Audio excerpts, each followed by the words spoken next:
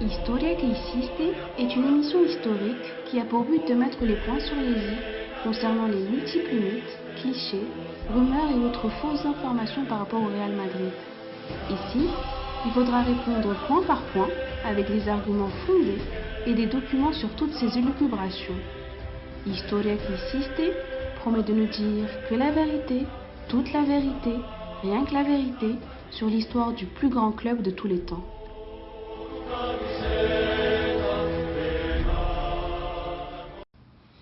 Bonsoir à toutes et à tous. Historia que Hiciste est une émission qui fait des mises au point sur l'histoire du Real Madrid. Aujourd'hui, nous allons parler de la Ligue des Champions et de la troisième Coupe d'Europe que le Real Madrid a remportée consécutivement en 1958. En quart de finale, le Real Madrid rencontre le FC Séville. Mais je voudrais parler d'un match qui s'est déroulé quelques jours auparavant contre le FC Séville, comptant pour la 18e journée de la Liga, et le Real Madrid a perdu le match 3-2. Di Stefano s'était fait copieusement siffler et huer par les madridistas qui étaient venus voir le match. Quelques jours après, 5 jours après, il y a eu ce quart de finale. Et justement, c'était au Santiago Bernabéu et Di Stefano devait recevoir son ballon d'or. Et il a refusé de le recevoir en public. Il voulait le prendre dans les vestiaires parce qu'il n'avait pas apprécié ce qui s'était passé avant. Alors, le président Santiago Bernabéu l'a persuadé de recevoir son trophée en public, et il l'a rassuré en lui disant que tout allait bien se passer. Effectivement, le Real Madrid a écrasé le FC Séville 8-0 et Di Stefano a marqué 4 buts. Le match retour est anecdotique, 2 buts partout, et le Real Madrid file en demi-finale. En demi-finale, le Real Madrid rencontre les Hongrois de Vasas. Alors je tiens à vous préciser que les Hongrois, le football hongrois était très très fort dans les années 50. C'est la sélection hongroise qui bat pour la première fois depuis la création du football l'équipe anglaise dans son antre de Wembley et qui récidivera une année plus tard. La Hongrie a joué et a perdu de façon un peu particulière la finale de la Coupe du Monde de 1954 contre les Allemands. Le Real Madrid s'impose 4-0 au match aller, mais perd le match retour 2-0 et se qualifie pour la finale.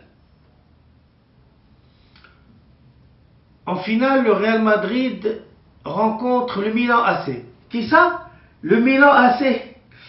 Je crois que c'est notre énième équipe inconnue que le Real Madrid rencontre en Ligue des Champions. Donc cette finale, c'est la plus difficile que le Real Madrid a jouée dans l'histoire de la Ligue des Champions. C'est quand même une finale que le Real Madrid remporte 3-2, mais ça a été très très difficile. 1-0, 1 partout, 2-1, 2-2, et la partie se termine avec un nul. Et il faut faire appel aux prolongations pour départager les deux équipes. Le Real Madrid, dans les prolongations, était fatigué. Et on ne voyait pas comment ils allaient faire pour remporter cette rencontre. Et il y avait un joueur qui était encore frais, et l'entraîneur lui a dit que c'était à lui de faire la différence, c'est Paco Gento. Et effectivement, Paco Gento marque à la 107e minute le 3e but, le but de la victoire. Alors, je voudrais aussi préciser que le Real Madrid s'était renforcé par l'arrivée de Raymond Kopa, mais que le Milan AC, qui était une équipe italienne, donc qui avait le Catenaccio, mais qui avait une ligne d'attaque très très forte, en la personne de Schiaffino, uruguayen, champion du monde en 1950, buteur dans la finale contre le Brésil, et Grillo, l'Argentin, qui a remporté la Copa Libertadores et qui était considéré comme un des meilleurs joueurs argentins de tous les temps. Lorenzo Lopez, l'envoyé spécial de ABC, a écrit dans son billet du 29 mai 1958 que le Real Madrid a exalté la valeur indispensable de la volonté de gagner ce genre de match. Le Real Madrid avait cette volonté il y a 60 ans et en 2017, cette volonté reste intacte. Cette émission est maintenant terminée. Je vous retrouverai une prochaine fois pour parler de la 4e Coupe d'Europe que le Real Madrid a remportée de façon consécutive. À la Madrid!